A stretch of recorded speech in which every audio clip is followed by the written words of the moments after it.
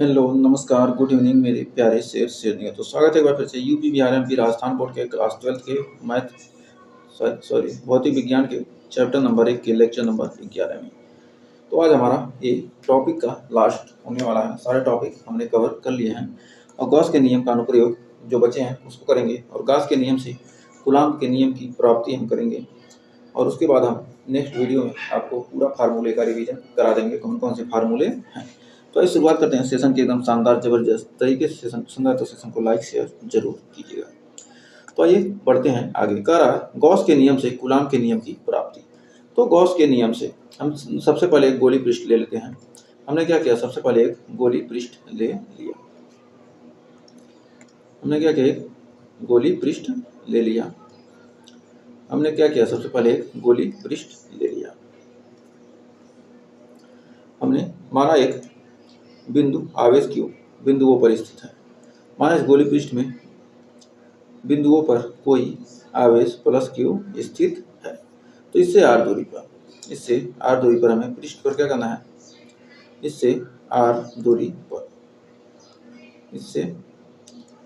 दूरी पर हमें बिंदु P पर क्या करनी है, वैद्युत क्षेत्र की तीव्रता निकालनी है। बिंदु P पर क्या करनी है, हमें वैद्युत क्षेत्र की तीव्रता निकालनी है। तो यहाँ पर जो हमारा वैद्युत क्षेत्र धनावेश का क्या दूर की तरफ हो जाएगा और हमारा जो क्षेत्रफल वेक्टर होगा ये क्या है हमारा, यदि dA है तो क्षेत्रफल वेक्टर क्या हमारा d दूर की तरफ हो जाएगा। वैद्युत क्षेत्र भी क्या होगा, दूर की तरफ, लंबवत बाहर की तरफ क्षेत्रफल वेक्टर होगा। तो अब लिख सकते हैं माना बिंदु आवेश, माना एक बिंदु आवेश, माना एक बिंदु आवेश, एक बिंदु आवेश Q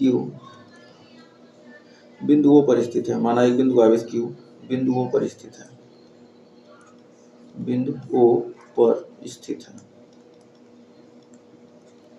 बिंदुओं पर क्या है, स्थित है। बिंदुओं से r दूरी पर स्थित बिंदु, r दूरी पर स्थित बिंदु P पर वैद्युत क्षेत्र की तीव्रता ज्ञात करनी। P पर वैद्युत क्षेत्र की तीव्रता ज्ञात करनी है, तीव्रता ज्ञात करनी है। ये तो हमने हिंदी में लिख लिया। अब r त्रिज्या का बिंदु P से होता हुआ एक गॉसियन पृष्ठ मान लेते हैं। हमने क्या किया, एक गॉसियन पृष्ठ हमने ये मान लिया। r त्रिज्या का हमने क्या किया, एक गॉसियन पृष्ठ मान लिया। ये क्या है, गॉसियन पृष्ठ। हमने कोई बिंदु प्लस Q आवेश ले लिया और उसके बाद क्या किया, हमने r दूरी पर एक बिंदु P ले लिया और बिंदु P से क्या हमने एक गॉसियन पृष्ठ ये खींच लिया। अब इसके बाद यहाँ पर क्षेत्रफल वेक्टर निकाल लिया और फिर विद्युत क्षेत्र निकाल लिया। अब लिखेंगे r त्रिज्या का बिंदु P से, r त्रिज्या का बिंदु P से होता हुआ एक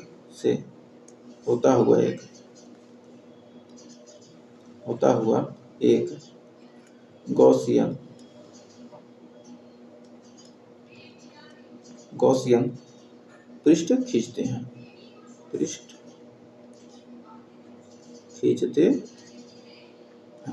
गॉसियन पृष्ठ खींच लिया। अब अल्पांश गोलीय पृष्ठ dA से गुजरने वाला कुल वैद्युत फ्लक्स, जो हमने अल्पांश माना ये dA, अल्पांश dA से गुजरने वाला कुल वैद्युत फ्लक्स निकालेंगे। अल्पांश गोलीय पृष्ठ लिखेंगे, अल्पांश गोलीय पृष्ठ,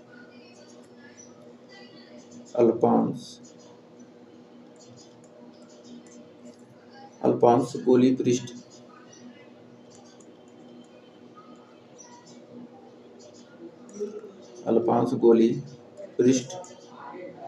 dA से गुजरने वाला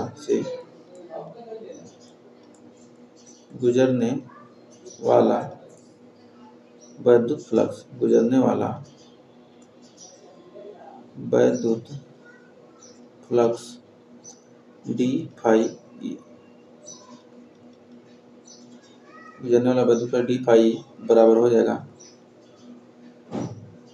vector E dot vector D A. तो vector E dot vector D A यानी हो जाएगा हमारा डी फाई ई बराबर E D A cos theta. चूंकि ई और डी ए का दिशा क्या सेम है, इसलिए थीटा का मान क्या हो जाएगा, 0 हो जाएगा। यहाँ से हो जाएगा हमारा डी फाई ई बराबर ई डी ए कास 0। तो हमारा निकल के आ जाएगा डी फाई बराबर ई डी ए आ गया। अब संपूर्ण गॉसियन पृष्ठ से गुजरने वाला वैद्युत फ्लक्स, अब संपूर्ण गॉसियन पृष्ठ से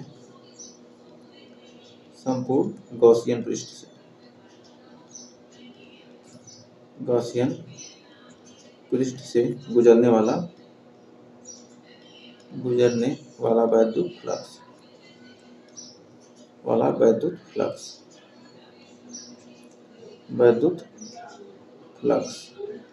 संपूर्ण गॉसियन पृष्ठ से गुजरने वाला वैद्युत फ्लक्स हम निकालेंगे तो हमारा फाई बराबर यहाँ से निकल के आ जाएगा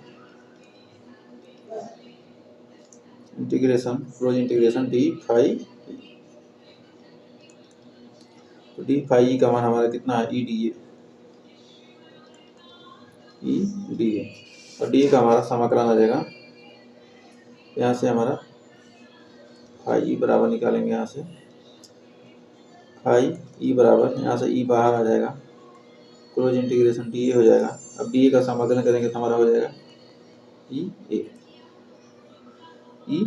तो फाई का मान ये आ गया। क्योंकि ये गोली पृष्ठ है इसलिए हमारा गोले का क्षेत्रफल होता है 4 पाई आर स्क्वायर। तो ई बराबर हमारा हो जाएगा e into 4 pi r square. ये हो गया समीकरण नंबर 1। अब गॉस के प्रमेय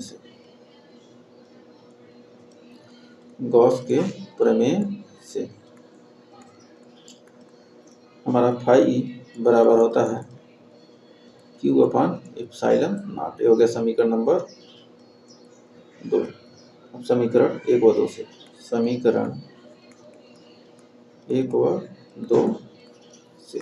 अब समीकरण 1 व 2 से हमारा ई इंटू आया है 4 पाई आर स्क्वायर और यहाँ पर आया है क्यू अपान एप्सिलॉन नॉट। तो हमारा ई बराबर हो जाएगा 1/4 pi epsilon naught into q upon r square.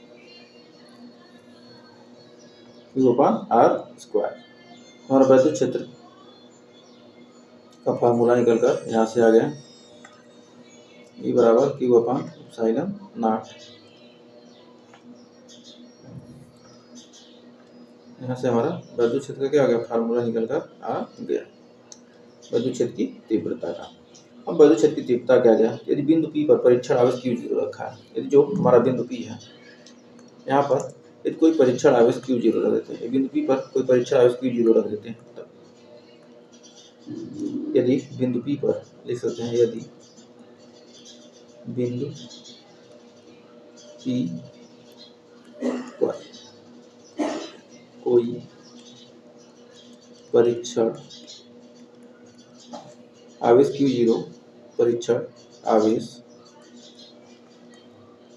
Q0 रखा हो, तब कोई परीक्षण आवेश Q0 रखा हो तो यह बराबर हो जाएगा Q0 इंटू यह बराबर Q इंटू ई। जो ई का मान यहाँ से आया है तो ई का मान यहाँ से लिख देंगे तो यह बराबर हमारा हो जाएगा 1/4 pi epsilon naught into q upon r square into Q0। यहाँ से यह बराबर आ जाएगा 1/4 pi epsilon naught q into Q0 upon r square. ये हमारा आ गया क्या, कूलाम का नियम। तो लिख सकते या इसको लिख सकते हैं या F proportional to Q into Q0 upon r square. और यही हमारा क्या है, कूलाम का नियम है। तो लिख सकते हैं यही कूलाम का नियम है। यही कूलाम का नियम है। यही हमारा क्या है, कूलाम का नियम। तो हमने कूलाम के नियम को प्रूव कर दिया। तो हमें उम्मीद है यहाँ तक आपको कोई डाउट नहीं होगा और अच्छे से क्लियर हो गया होगा। तो अब बढ़ते हैं आगे। अब कह रहा है आवेशित चालक प्लेट के निकट वैद्युत क्षेत्र की तीव्रता ज्ञात करनी है। तो हम एक आवेशित चालक प्लेट लेते हैं। हमने क्या किया, एक आवेशित एक प्लेट ले लिया। इस पर आवेश हमने क्या किया, समान रूप से धनावेश वितरित कर दिया। इसके दो पृष्ठ हैं, एक और दो। तो आवेशित चालक प्लेट के निकट वैद्युत क्षेत्र की तीव्रता, इसके निकट कोई बिंदु P मान लेते हैं। यहाँ पर हमें वैद्युत क्षेत्र की तीव्रता ज्ञात करनी है। तो सबसे पहले लिखेंगे माना परिमित मोटाई की एक चालक, परिमित मोटाई की एक चालक प्लेट जिसको Q आवेश देने पर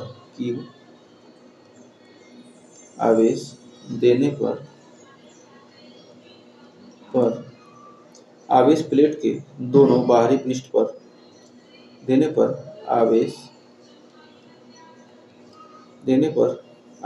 प्लेट के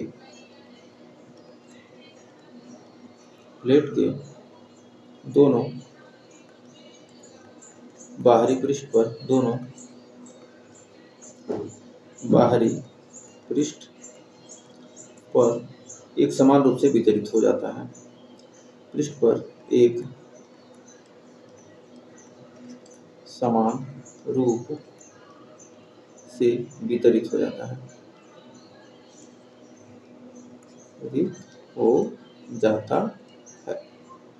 तो हमने क्या किया, इसको आवेश दे दिया, इसको प्लस Q आवेश दे दिया। तो क्या होगा, आवेश इस पर क्या होगा, समान रूप से वितरित हो जाता है इसके दोनों पृष्ठ पर। एक को पृष्ठ 1 और एक को पृष्ठ 2 मान लेते हैं। इन दोनों पृष्ठों के कारण हमें क्या करना है, प्लेट के हमें क्या करना है, यहाँ पर वैद्युत क्षेत्र की तीव्रता ज्ञात करनी है। तो एक के कारण वैद्युत क्षेत्र की दिशा क्या होगी, दूर की तरफ होगी, तो इसे मान लेंगे E1। और इस दूसरे प्लेट के कारण भी क्या होगी, दूर की तरफ होगी, इसे मान लेंगे E2। तो E1 और E2 का मान हमें ज्ञात करना है, उससे हमें E का मान मिलेगा। तो अब जानते हैं कि चालक प्लेट के भीतर वैद्युत क्षेत्र शून्य होगा। तो जो चालक प्लेट है, जब इसके पृष्ठ के बाहर जब क्या हो रहा है, आवेश वितरित हो रहा है, तो इसके अंदर क्या होगा, वैद्युत क्षेत्र का मान शून्य होगा। तो लिख सकते हैं चालक के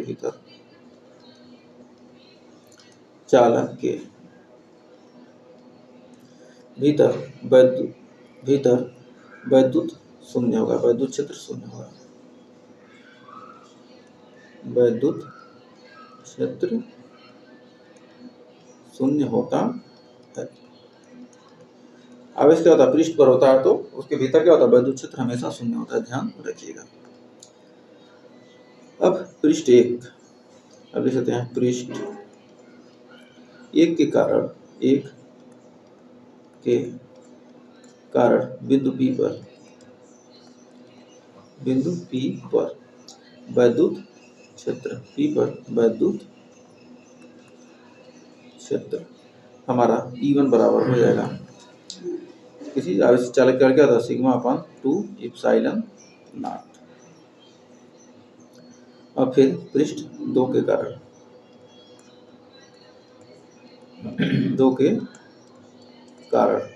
बिंदु P पर वैद्युत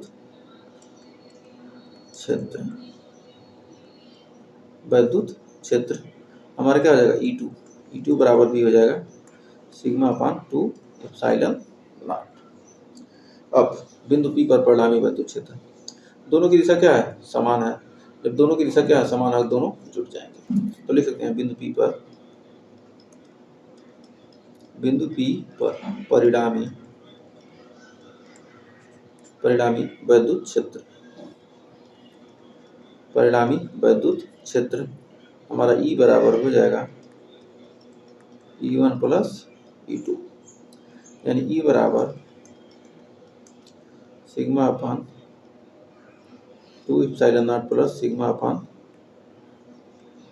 2 इप्सिलॉन नॉट, यानी हमारा हो जाएगा E बराबर सिग्मा अपान इप्सिलॉन नॉट। तो ये तो हमारा फार्मूला निकल कर आ गया। तो लिख सकते हैं धनावेशी चालक प्लेट के निकट विद्युत क्षेत्र दूर की ओर व प्लेट के क्या होता है, लंबवत होता है। तो लिख सकते हैं धनावेशित चालक प्लेट की धनावेशित चालक प्लेट धनावेशित चालक प्लेट के निकट धनावेशित चालक प्लेट के निकट विद्युत क्षेत्र दूर की ओर क्या होता है, दूर की ओर विद्युत क्षेत्र क्या होता है, दूर की ओर वह प्लेट के लंबवत होता है, दूर की ओर वह प्लेट के लंबवत होता है, प्लेट के लंबवत होता है, दूर की ओर वह प्लेट के लंबवत होता है। और लिख सकते हैं तो धनावेशित था, अब ऋणावेशित चालक के कारण ऋणावेशित होता, तो लिख सकते हैं ऋणावेशित चालक प्लेट के कारण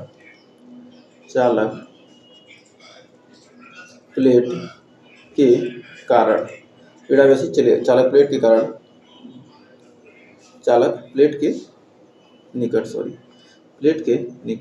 प्लेट के निकट विद्युत क्षेत्र की तीव्रता, प्लेट के निकट विद्युत क्षेत्र की तीव्रता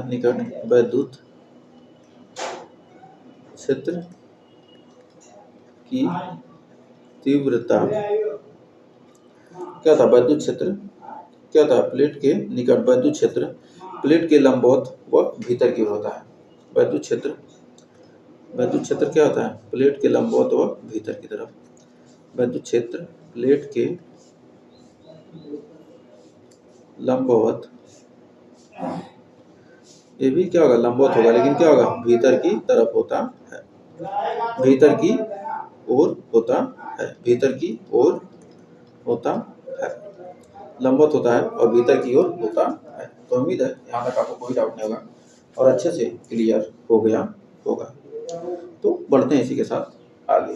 अब कह रहा है आगे, अगला कह रहा है समान पृष्ठ घनत्व की निकट स्थित धन व ऋण आवेशित समांतर अचालक प्लेटों के बीच तथा बाहर विद्युत क्षेत्र की तीव्रता। ये क्या है, अचालक प्लेट है। तो हमने एक दो प्लेट ले लेते हैं, दो प्लेट हमने ले लिया। हमने क्या किया, दोनों प्लेट ले लिया, एक क्या धनावेशित है और एक ऋणावेशित है, एक धनावेशित है और एक हमारा क्या है, ऋणावेशित है। इसके कह रहा है ऋणावेशित अचालक प्लेटों के बीच तथा बाहर विद्युत क्षेत्र, इसके बीच में बिंदु P मान लेते हैं, बिंदु P, और इसके बाहर बिंदु Q मान लेते हैं। तो प्लस Q आवेश के कारण यहाँ पर प्लस Q आवेश के कारण यहाँ पर प्लस Q आवेश है, तो प्लस Q आवेश के कारण विद्युत क्षेत्र क्या होगा, बिंदु P पर दूर की तरफ, और माइनस आवेश है तो इसी की तरफ पास की तरफ हो जाएगा। और ये बिंदु Q पर प्लस Q आवेश क्या होगा, दूर की तरफ होगा, और माइनस Q के कारण क्या होगा, इसके अंदर की तरफ होगा। तब यहाँ से हमारा अंदर की तरफ हमारा ये E1, इसका आवेश घनत्व क्या है, सिग्मा है, और ये हमारा E2, और यहाँ पर E1 और यहाँ पर हो जाएगा E2। अब प्लेटों के बीच बिंदु P पर, प्लेटों के बीच बिंदु P पर, अब बिंदु P पर विद्युत क्षेत्र हम निकालेंगे तो हमारा E बराबर आ जाएगा ना, दोनों की दिशा सेम है तो हो जाएगा E1 प्लस E2, क्योंकि E1 का मान क्या है, sigma upon 2 epsilon not plus sigma upon 2 epsilon not, तो यहाँ से हमारा आ जाएगा सिग्मा अपान इप्सिलॉन नॉट। अब प्लेटों के बीच हमने निकाल लिया तो सिग्मा अपान इप्सिलॉन नॉट आ गया। अब प्लेटों के बाहर, दोनों के यहाँ विपरीत दिशा में है, तो हमारा हो जाएगा प्लेटों के बाहर प्लेटों के बाहर बिंदु Q पर हम वैद्युत क्षेत्र निकालेंगे। E बराबर हमारा हो जाएगा, दोनों को क्या करेंगे, जोड़ेंगे, E1 plus E2। E1 plus E2 जोड़ेंगे कैसे, घटाएंगे, क्योंकि दोनों क्या हैं, विपरीत दिशा में है। तो विपरीत दिशा में तो हमारा आ जाएगा सिग्मा अपान 1 में 2 epsilon not minus sigma upon 2 epsilon not, दोनों कट जाएगा तो हमारा E का मान यहाँ से निकल के आ जाएगा 0। मतलब एक धनावेशित है और ऋणावेशित है, क्या होगा, बाहर 0 होगा, अंदर क्या होगा, सिग्मा अपान एप्सिलॉन नॉट होगा। उम्मीद है यहाँ तक आपको कोई डाउट नहीं होगा और अच्छे से क्लियर हो गया होगा। अब आपके लिए एक होमवर्क है कि एक बंद पृष्ठ में एक वैद्युत द्विध्रुव रखा है जो प्लस Q और माइनस Q आवेशों से मिलकर बना है। तो इस बंद पृष्ठ से बद्ध कुल वैद्युत फ्लक्स क्या है, ए होगा, ए होगा, ए होगा या ए होगा, तो कौन सा होगा। तो इसका आपको आंसर कमेंट बॉक्स में देना है, इसका आंसर कमेंट बॉक्स में दीजिएगा। और सेशन पसंद आया तो सेशन को लाइक कीजिएगा, शेयर कीजिए, और सेशन में लास्ट तक बने थे तो आपको बहुत बहुत धन्यवाद। तो आज के लिए बस इतना ही, मिलेंगे नेक्स्ट वीडियो में, तब तक के लिए टेक केयर, बाय बाय।